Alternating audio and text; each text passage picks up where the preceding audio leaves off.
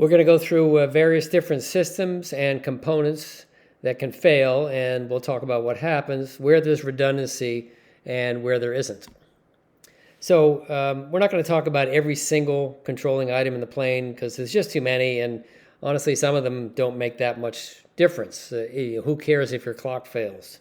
But we'll talk about the ramifications of a failure and how to deal with them.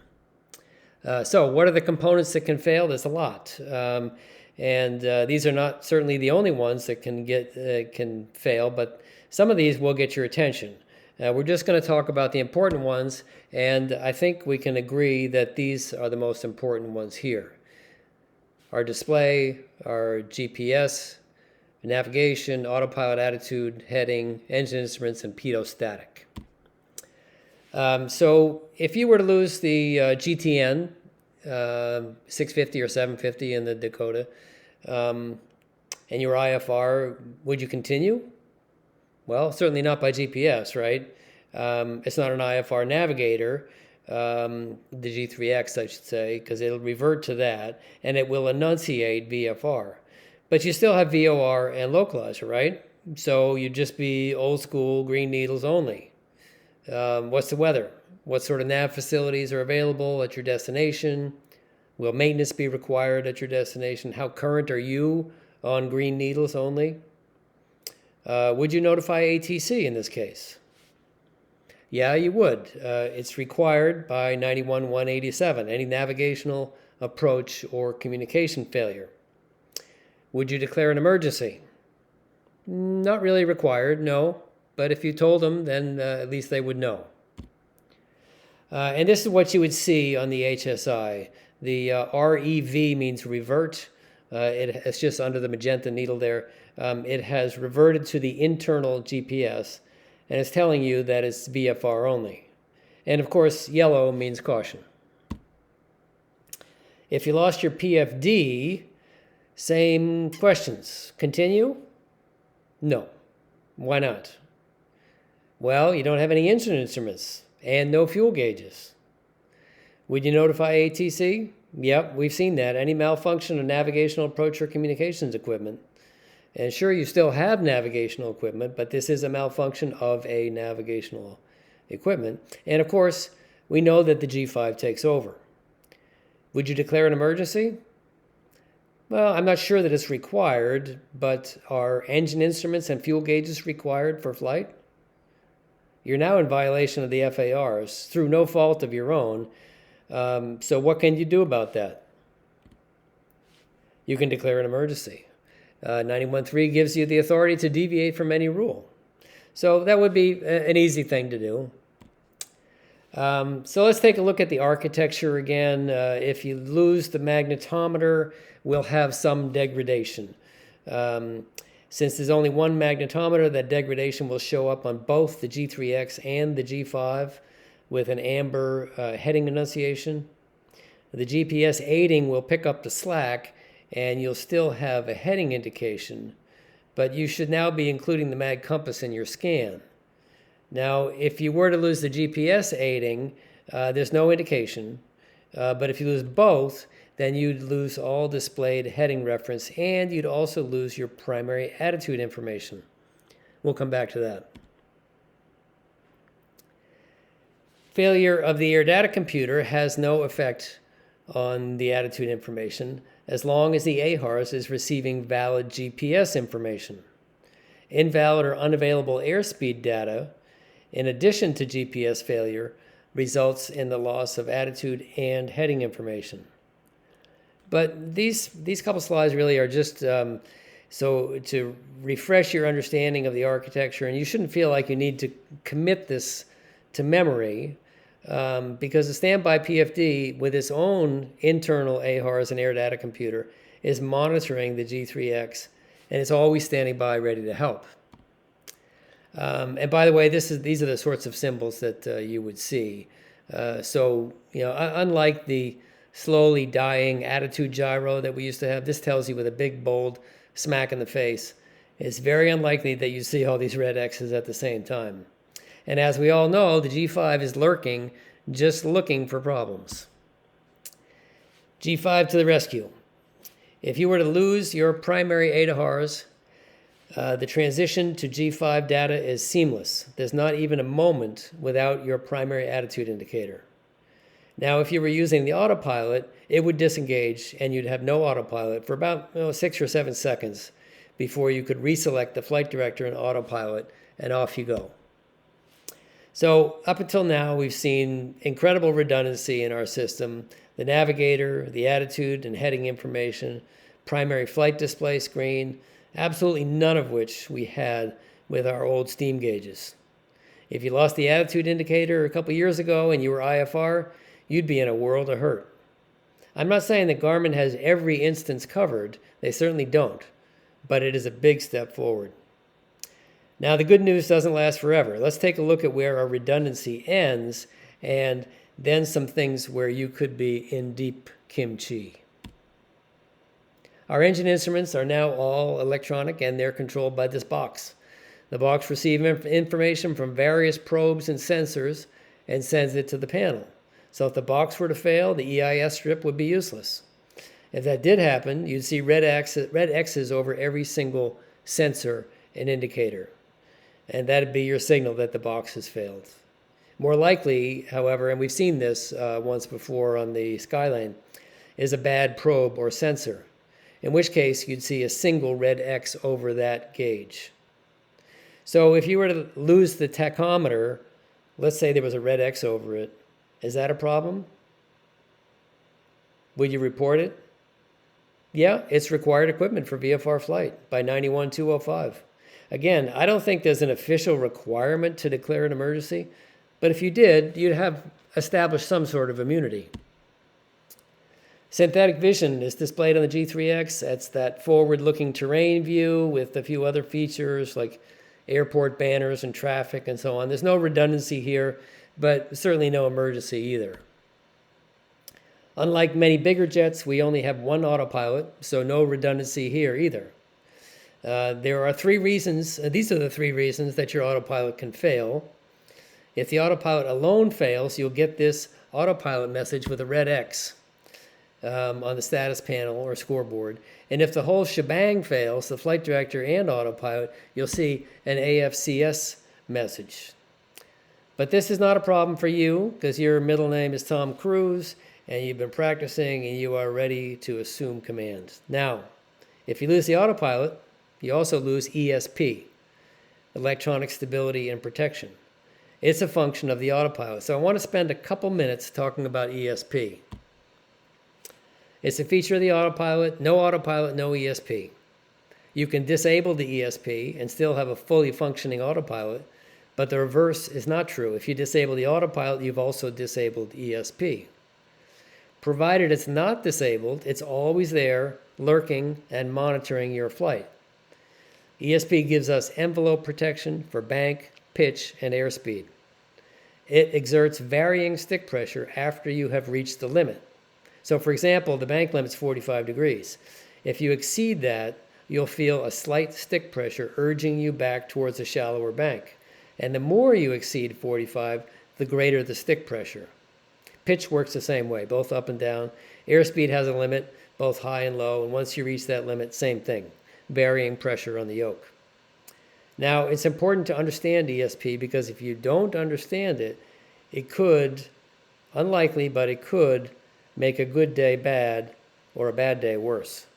Same for the autopilot because it has a feature called auto level mode that is triggered by ESP, and it's important to understand it. So quickly on takeoff, ESP becomes available to you when you climb through 500 feet AGL. When you get to 2,000 feet AGL, this other feature becomes available, this auto level mode. The way that works is if ESP has been actively applying stick pressure for 10 cumulative seconds within a 20-second period, the autopilot will engage in level mode, just as if you had selected that blue level button. So as long as you're above 2,000 feet, that feature is always there, just waiting for that 10-second limit. Now its availability is slightly different on descent. Descending through 1,500 feet, the auto level mode disarms, and when you pass through 200 feet AGL, ESP ceases to function at all. So really none of this is a big deal, right? Everything I've told you so far has been maybe interesting, maybe you've learned something, maybe you knew all of this already. But with this understanding of ESP, let's talk about an erroneous airspeed problem. We're all familiar with the plumbing of our pedostatic system. This is an antique schematic for the plumbing. I'm sure you've seen it. Our plumbing is similar, but ours is fed into the ADC, not directly to the instruments. Problems within the system will show up the same way, but our fancy avionics glass panel hoodoo is here to help. Problem is, you're not going to like the help. There are lots of different malfunctions or blockages that can happen to a pedostatic system, and I'm not going to try to cover every one. In the history of flying, these things have caused many a pilot to lose his marbles in a matter of seconds. Air France 447 over the South Atlantic, that chain of events started with an iced-over pitot tube. That was an A330 with 228 people on board. That picture was taken in the middle of the Atlantic Ocean. Bergen Air 301 departed Puerto Plata for Frankfurt with a fuel stop in Gander. 189 people on board. 5 minutes after takeoff, they were in the water. Everyone dead. The culprit in this case, a mud dauber. Now, bear in mind that these professional pilots had 3 independent airspeed indicators in the cockpit, and they couldn't figure it out. You've got 2 airspeed indicators, the G3X and the G5. They're independent of each other, but they're both dependent on the same pitot tube. That's important. So if you've got bad pitot information, they're both going to indicate the same wrong airspeed. The air data computer has a way to check for invalid data or lack of data, but not for wrong data. When it comes to pedostatic malfunctions, there's lots of different potentials I mentioned, and I'm not going to go into each one. But if you have a blocked pitot tube with an open drain hole, the system can sense 0 pressure, which equates to 0 knots indicated. So like I said, with invalid data or missing data, you get a warning like this, but not with wrong data. So that could add to the confusion level, because with the red X, you know something's wrong. Now, we have the benefit of sitting here and thinking about all this stuff, very cool, calm, and collected. But when it actually happens to you, I can guarantee it will be an ugly surprise. So let's talk about what will happen and what you can do. So you're flying along, singing your song at, let's say 4,000 feet. It's a smooth day, the airplane's trimmed for hands-off flying, you got a light hand on the yoke, and you're buzzing along the tops, enjoying the view. You don't even notice it, but you just had a mid-air collision with this guy who just lodged himself headfirst in your pitot tube. What are the chances? Well, the airplane didn't exactly jolt from the collision, and you didn't even notice because you're admiring the clouds. But your airspeed just went to 0. The view's great until, okay, what happens next? Well, we just talked about ESP. Would that do anything? It sure would. It senses a slow airspeed, so what's it going to do? It's going to pitch down, stick force and pitch down, starting with light pressure, increasing quickly. Any enunciation or warning? Nope. Now the system quickly took you into IMC conditions. Now what happens after 20 seconds? Engaging autopilot. Airspeed. The autopilot comes on, you get a min speed message, and those messages, airspeed, and it continues to pitch down. Okay, now you know you're not about to stall. You can feel it in the seat of your pants, but now the magic just took you into IMC through no fault of your own. It's comforting to have that autopilot engaged in IMC, but not when you know it's taking you closer to the ground and you can't see it. Aviate, navigate, communicate. We all learned that. Let's aviate first. What can you do? Well, the first thing would be to disable ESP. How do you do that? There's 2 ways to do it. One is through the menu. The other one is through the status panel or scoreboard. You touch that and there's a button to turn it off. The other thing you could do is disable the autopilot. How would you do that? You can pull the breaker. That's easy enough. Oh, also, by the way, on ESP, if you press and hold the autopilot disconnect button for 5 seconds. That will also disable ESP. So, has your altimeter been affected? Nope. VSI? Nope. Set pitch and power. You have a good altimeter and a good VSI. Use them. Don't fixate on any one instrument. Scan, scan, scan. And try to rule that airspeed indicator out of your view. What do you have? You have GPS for ground speed. That'll help a little bit. So we're aviating now. How about navigating? Well, nothing changed there. We still have everything that we had before this incident. Can you fix this whole thing? No. Unless you could somehow get out there and get that bug out of the pitot tube. Communicate. Aviate, navigate, communicate. Is this an emergency? Sure is. Be clear, and ask for help. Believe me, there is extremely little information available on this scenario, but I have personally verified it with Garmin, and I've also put it to the test myself. Now, obviously, I didn't block the pitot tube, but I simulated an excessively slow airspeed, not zero, and I want to show you how it behaved exactly how I just described. So this is in our Skyhawk, but it'll behave exactly the same way in either the Skylane or the Dakota.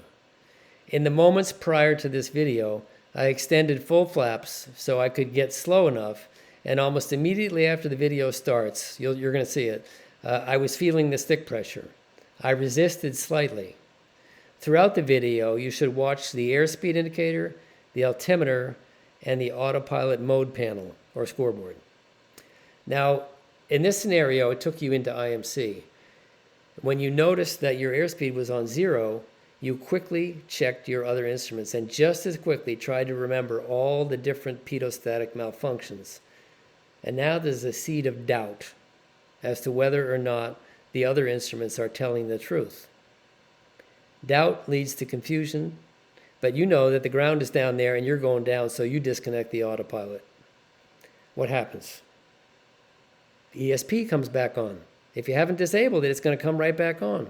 20 seconds later, rinse and repeat. Autopilot comes back on, airspeed, airspeed. So you need to disable that ESP or autopilot.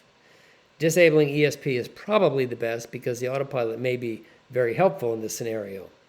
So I'm going to start the video. It's relatively quick, but watch the airspeed indicator, the altimeter, and the autopilot's status box, scoreboard.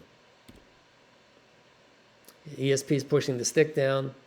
We started at 3,200 feet.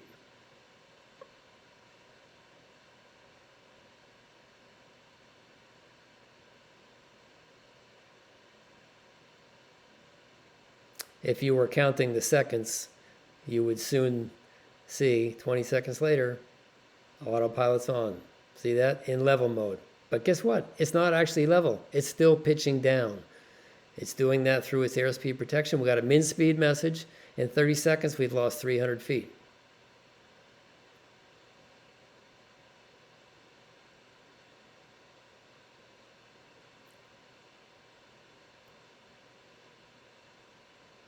In 45 seconds, we lost 500 feet. So that was a low speed scenario. It could also be erroneously high. And we know that with a completely blocked pitot tube, the airspeed indicator can act like an altimeter. When you climb, it reads higher, and when you descend, it reads slower. The exact opposite of what you'd expect, right? What would happen then? So you're totally unaware of it. Your airspeed looks fine to you, and you start climbing, and you notice that it's getting higher. Your airspeed's getting higher and higher. Maybe you don't notice it. At a certain point, and there's no way to test this either, really, but at a certain point, your airspeed is going to get close to VNE, and at that point, what is ESP going to do? ESP is going to pitch up because you're going too fast, right? So it's going to pitch you up and keep pitching you up, and eventually the autopilot's going to come on, engaging autopilot, and the next thing it's going to say is airspeed, airspeed. We heard that. And then the autopilot's going to do the exact same thing. So this situation could actually be even worse because now it's taking you closer and closer to a stall. So the pitot tube is one of the most important parts of your pre-flight.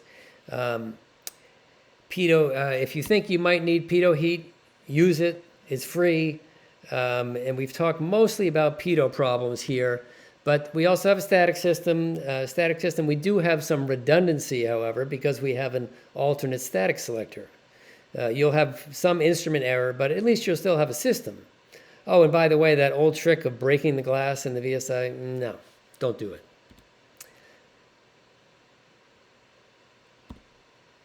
So we've been over these systems. When it comes to equipment failures, what do you think are the biggest concerns for us? If I had to make a choice here, I would say pitot-static and perhaps engine instruments. Those things can go and cause a world of hurt. Otherwise, you can pretty much fly this thing just fine. I just wanted our members of the club to understand the ramifications of the various different failures. And for the most part, we're way better off today than we were before these glass panel upgrades. The envelope protections will usually help, but I wanted people to understand how it may be a nuisance also and how you should deal with it. So that's about all I got, folks. Thanks for listening and watching.